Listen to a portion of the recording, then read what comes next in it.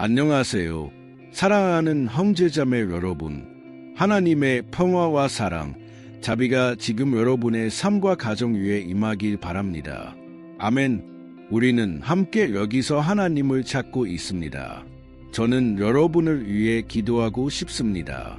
형제자매 여러분, 저는 여기서 말씀을 묵상하고 있었는데 하나님께서 제게 과거를 떠올리게 하셨습니다.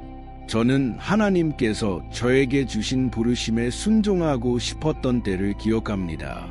하나님께서는 저를 목사로 부르셨고 많은 사람들을 그분께로 인도할 것이라고 말씀하셨습니다. 여러분도 그중 하나입니다. 저는 믿습니다. 우리가 여기 인터넷에서 하고 있는 이 일이 하나님께서 저에게 주신 예언의 성취라고 믿습니다. 하지만 형제자매 여러분, 하나님께서는 제가 부모님 집을 떠나지 못하게 하셨습니다. 오랜 세월 동안 저는 하나님의 부르심에 순종하지 못했습니다. 저는 종종 좌절했는데 왜냐하면 빨리 하나님의 일을 하고 싶었기 때문입니다. 그러나 형제자매 여러분, 하나님께서는 저에게 소중한 교훈을 가르쳐 주셨습니다. 때로는 우리가 있는 곳에 그대로 머무르며 그곳에서 빛이 되어야 한다는 것입니다. 여러분이 있는 그곳에서 말입니다. 많은 사람들이 이렇게 생각합니다. 나는 새로운 일을 해야 해. 나는 지금 있는 곳에서 벗어나야 해. 왜냐하면 여기는 오염된 환경이고 내가 성장하고 번영하며 하나님께 가까워지는 데 도움이 되지 않는 곳이야. 하지만 제가 여러분께 말씀드리고 싶은 것이 있습니다. 예수님께서는 요한복음 17장에서 우리를 위해 이렇게 기도하셨습니다.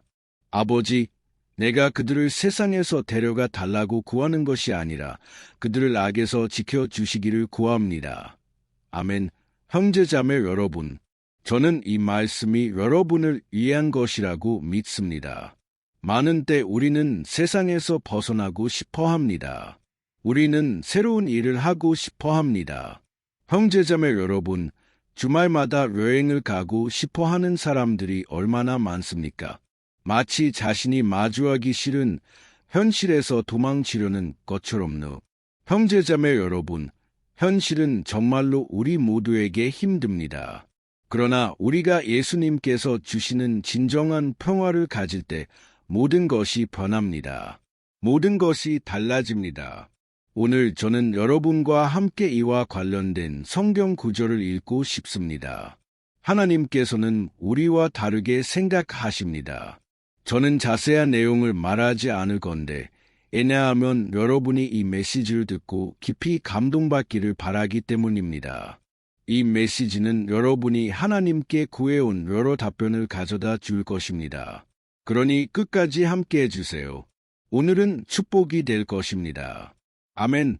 또한 이 기도들을 공유해 주신 모든 분들께 감사드립니다. 보세요. 저 혼자서는 하나님의 일을 할 수 없습니다. 여러분도 혼자서는 할 수 없습니다. 우리는 함께 연합해야 합니다. 예수님께서도 말씀하셨습니다. 우리가 서로 사랑할 때 우리가 그분의 제자로 알려질 것이라고요. 그래서 형제자매 여러분, 여러분이 기도를 보낼 때 그것은 사랑과 관심의 큰 표현입니다. 다른 사람들을 하나님께로 인도하려는 여러분의 소원입니다. 보세요. 이것은 주님의 마음을 크게 기쁘게 합니다. 저는 의심하지 않습니다. 하나님께서는 여러분의 이런 태도에 기뻐하십니다. 제가 좋아하는 말이 있습니다. 대략 이렇습니다. 우리가 다른 사람들이 우리와 함께 천국에 가길 바라지 않는다면 아마도 우리는 천국에 가지 못할지도 모릅니다. 이해되시나요? 우리가 아직 거듭나지 않았을 수도 있습니다. 왜냐하면 하나님께로 태어난 모든 사람, 예수님께 자신의 삶을 드린 모든 사람은 가능한 많은 사람들을 천국으로 인도하려는 큰 소망을 갖기 때문입니다. 아멘. 그러니 주님께 여러분의 마음에 이 사랑을 채워달라고 기도하세요. 그리고 특히 여러분이 그리스도 안에 있는지 확인하세요. 아멘. 여러분이 이미 주님께 삶을 드렸는지, 여러분이 죄의 삶을 버렸는지, 매일 하나님과 동행하고 있는지 확인하세요. 좋아요? 저는 여러분이 정말 좋아하실 메시지를 가져올 겁니다. 그 전에 제 채널을 구독해 주세요. 아래에 있는 구독 버튼을 빠르게 눌러주세요. 종 모양이 나타날 거예요. 종 모양을 누르고 모두 옵션을 선택하세요. 좋아요? 이렇게 하면 제가 다음에 올리는 영상을 직접 받아보실 수 있습니다. 하나님께 영광을.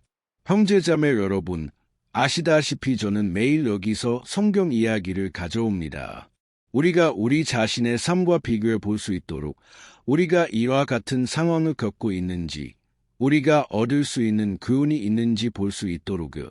마가복음 5장에는 형제자매 여러분, 놀라운 이야기가 기록되어 있습니다. 많은 사람들이 모르지만 매우 강력한 이야기입니다. 그리고 이 이야기는 예수님을 따르는 것이 무엇인지에 대한 우리의 생각을 완전히 바꿔줍니다. 집중해 주세요. 여러분은 제가 무슨 말을 하려는지 이해하게 될 겁니다. 상상을 해보세요.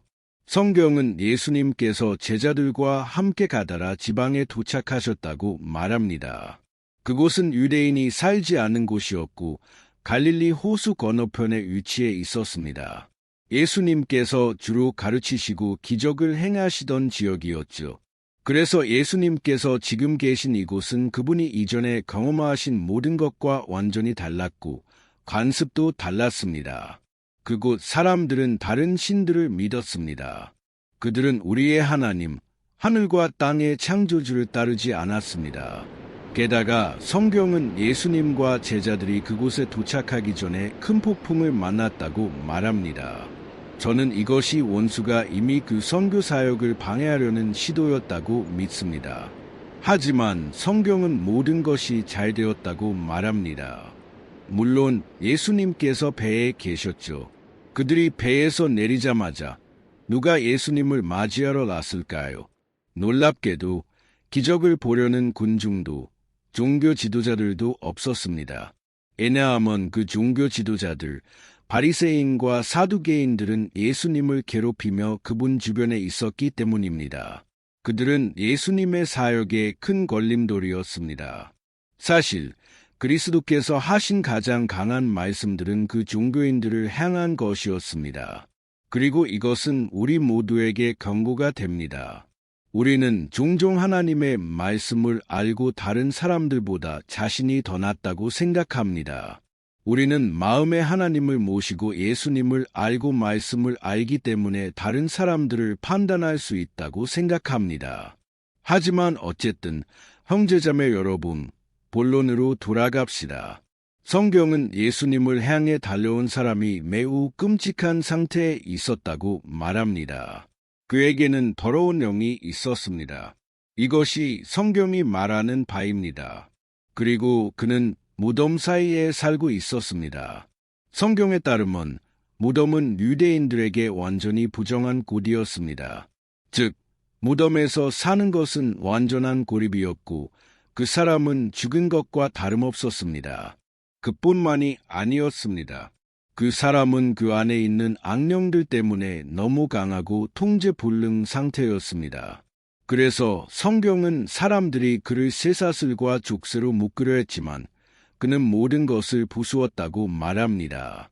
마가복음은 그가 밤낮으로 무덤과 산들 사이를 돌아다니며 소리치고 돌로 자신을 해쳤다고 말합니다. 게다가 그는 옷을 입지 않고 완전히 벗은 채로 다녔습니다. 악령들에 완전히 사로잡히고 괴롭힘을 당한 상태였죠. 아무도 그에게 가까이 가려 하지 않았습니다. 즉, 그에게는 해결책이 없었습니다. 그는 바닥을 치고 있었죠. 하지만 그 사람이 멀리서 예수님을 보았을 때 예기치 않은 일이 일어났습니다. 그는 달려와 예수님 앞에 무릎을 꿇었습니다. 그리고 그들 사이의 대화는 매우 흥미롭습니다. 예수님께서 그 영의 이름을 물으셨고 그 대답은 소름 끼치는 것이었습니다. 그는 이렇게 말했습니다. 내 이름은 군대 레기온이니 우리는 많기 때문이니이다. 형제자매 여러분, 로마 군대는 수천 명의 군인으로 구성되어 있었습니다. 즉, 그 사람 안에는 수천의 악령들이 있었던 거죠. 여러분은 그가 얼마나 고통받고 있었을지 상상할 수 있습니다. 그리고 예수님께서는 큰 권위로 그 영들에게 나가라고 명령하셨습니다. 하지만 여기 흥미로운 세부사항이 있습니다. 악령들은 그 지역에서 쫓겨나지 않고 근처에 있던 돼지떼에 들어가게 해달라고 요청했습니다. 맞습니다. 유대인들에게 부정한 동물로 여겨졌던 돼지들입니다. 그리고 무슨 일이 일어났을까요? 학자들은 약 2,000마리의 돼지들이 바다로 뛰어들어 죽었다고 말합니다. 그들은 괴로워하다가 익사한 것입니다. 이제 상상해 보세요. 사람들의 반응을 그 돼지들의 주인들은 어떻게 느꼈을까요? 그들은 겁에 질리고 화가 나서 예수님을 죽이려 했습니다. 하지만 동시에 모든 사람들이 무슨 일이 일어났는지 보러 왔을 때 그들은 그 사람을 보았습니다. 그 모든 삶이 파괴되었던, 모두가 알고 있던 그 사람을 작은 마을에 사는 사람들은 알 겁니다. 광장에 항상 있는 그 거지, 그 미친 사람, 아무도 관심을 주지 않는 그 사람을 형제자매 여러분, 갑자기 그 사람은 완전히 변해 있었습니다. 그 변화는 너무나 극적이고 눈에 띄어서 사람들이 기뻐하기는커녕 오히려 두려워했습니다. 예수님의 능력에 대한 두려움, 재정적 손실에 대한 두려움, 그 돼지들이 죽었으니까요. 예수님께서 그렇게 하신 것은 아니지만 사람들은 알 수 없는 것에 대해 두려워했습니다. 그리고 그들은 예수님께 그 지역을 떠나 달라고 요청했습니다. 형제자매 여러분, 얼마나 슬픈 일입니까? 저는 여기서 생각해 봅니다. 그들은 유일한 구원의 문, 유일한 자유의 기회, 그들이 변할 수 있는 유일한 기회를 거절하고 있었습니다. 하지만 이야기는 계속됩니다. 그리고 무슨 일이 일어났을까요? 그 해방받은 사람은 즉시 예수님께 자기를 데려가 달라고 요청했습니다. 즉, 그는 감사와 평화로 가득 차 있었습니다. 그리고 그는 논리적이고 정상적인 요청을 했습니다. 저도 그런 요청을 했을 겁니다. 그는 말했습니다. 주님, 나를 데리고 가주세요. 주님께서 가시는 곳에 나도 있기를 원합니다. 하지만 예수님께서는 그에게 이렇게 말씀하셨습니다. 마가복음 5장 19절에 이렇게 쓰여 있습니다. 예수께서는 허락하지 아니하시고 이르시되 내 집과 내 친척들에게 돌아가서 주께서 내게 어떻게 큰 일을 행하사 너를 불쌍히 여기셨는가를 말하라 하시니 할렐루야. 형제자매 여러분, 예수님께서는 이렇게 말씀하셨습니다. 보라, 나는 너를 데리고 가지 않겠다. 너는 베드로, 야고보, 요한과 다른 제자들과 같지 않을 것이다. 내가 너에게 주는 것은 특별한 사명이다. 내 집으로 돌아가라. 내 가족에게 돌아가서 하나님께서 내게 행하신 큰 일과 그분이 어떻게 자비를 베셨는지를 말하라. 아멘. 하지만 여기서 질문이 생깁니다. 예수님께서는 그에게 베드로, 야고보, 요한과 다른 제자들에게 하신 것과 같은 일을 하지 않으셨을까요? 형제자매 여러분, 예수님께서는 실제로 그 사람이 바로 그 복잡한 사람들 가운데서 그의 증언을 하기를 원하셨습니다. 예수님을 원하지 않던 그 사람들 가운데서요. 형제자매 여러분, 제가 여러분께 말씀드리고 싶은 것이 있습니다. 가장 어려운 것은 가족을 다루는 것입니다. 왜냐하면 가족은 우리가 가장 사랑하고 가장 잘되기를 바라는 사람들이지만 종종 그들은 우리가 가는 길을 가고 싶어 하지 않기 때문입니다. 저는 새 신자였을 때 하나님의 임재를 많이 느꼈습니다. 하나님께서 저를 그분의 영광으로 채우시고 제가 울기 시작할 때 저는 한 번도 느껴보지 못한 평화를 느꼈습니다. 마약이나 이 세상 어떤 것에서도 느끼지 못한 평화였습니다. 그리고 기도 중에 저는 이렇게 말했습니다. 하나님, 우리 집 사람들도 제가 느끼는 것을 느끼게 해주세요. 하나님, 제 사촌들, 삼들, 모든 친척들이 지금 제가 느끼는 이 느낌, 주님의 임재를 느끼길 원합니다. 하지만 형제자매 여러분, 삶은 항상 그렇지 않습니다. 왜냐하면 하나님께서는 친절하시고 사랑이 많으시며 사람들의 자유의지를 존중하시기 때문입니다. 그래서 하나님께서는 누군가를 만질 적절한 때를 아십니다. 그분은 누군가가 더 연약하고 도움이 필요할 때를 아십니다. 불행히도 우리는 사람들이 하나님을 찾지 않는다는 것을 압니다. 사람들은 죄 속에서 눈이 멀어 있습니다. 그들은 이 세상을 즐기고 싶어 합니다. 그들은 자신의 방식대로 살고 싶어 합니다. 그래서 우리는 단순히 계속 기도하고 포기하지 말아야 합니다. 그리고 가능할 때마다 그들에게 전해야 합니다. 하지만 무엇보다도 형제자매 여러분, 우리는 우리의 행동으로 전해야 합니다. 아멘. 우리의 증언은 사람들이 우리의 말을 듣고 싶어 하지 않더라도 우리의 증언이 더 크게 말해야 합니다. 하나님께 영광을. 그리고 흥미로운 점은 그 변화받은 사람은 신학교에 들어갈 필요도, 설교 경험이 있을 필요도, 심지어 성경 공부를 할 필요도 없었습니다. 그의 삶 자체가 가장 큰 설교였습니다. 왜냐하면 모두가 그가 무덤에서 살고 벗은 채로 자신을 해치는 모습을 보았기 때문입니다. 하지만 이제 성경은 그가 옷을 입고 분명하게 말하며 평화로 가득 차 있었다고 말합니다. 형제자매 여러분, 예수님께서 우리 삶에 들어오실 때 우리가 같은 상태로 계속 있을 수 없습니다. 그래서 저는 여러분께 묻고 싶습니다. 여러분의 삶은 정말로 변했습니까? 여러분은 정말로 예수님의 이 능력을 경험했습니까? 아니면 단순히 교회에 다니거나 종교를 바꾸었을 뿐 이것이 여러분의 삶에 영향을 주지 않았습니까?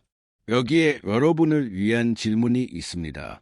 가능하다면 댓글에 하나님께서 여러분의 삶에 행하신 일을 써주세요.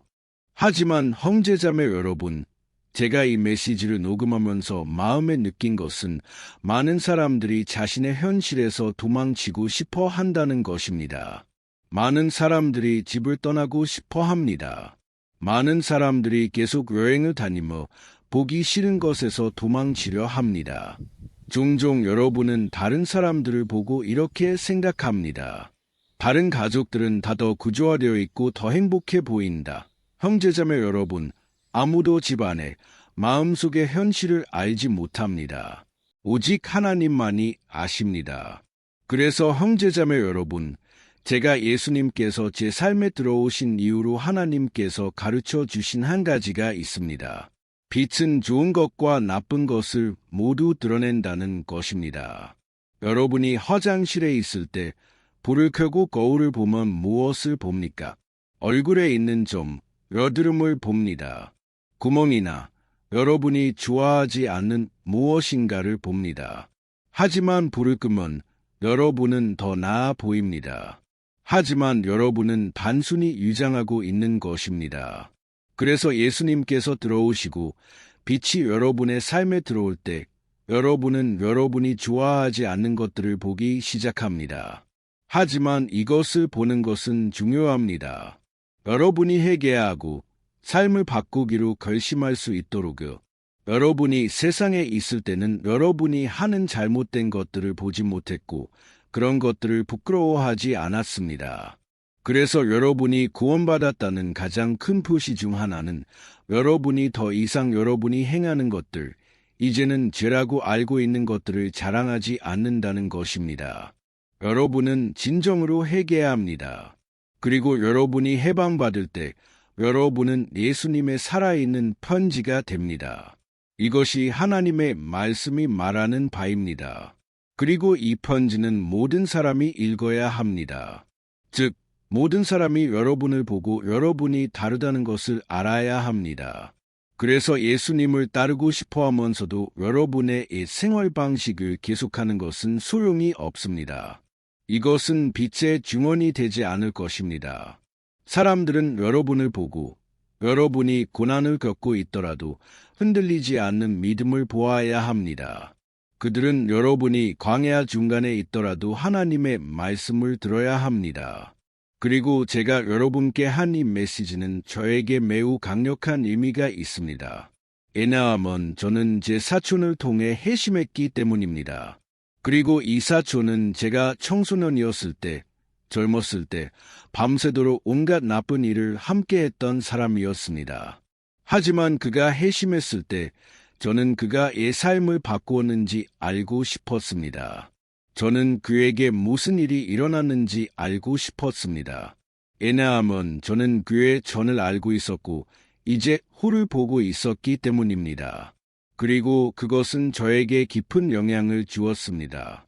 그의 증언은 하나님께서 저를 만나시는 데 사용하신 것이었습니다. 아멘. 그러니 여러분이 있는 곳에서 떠나지 마세요.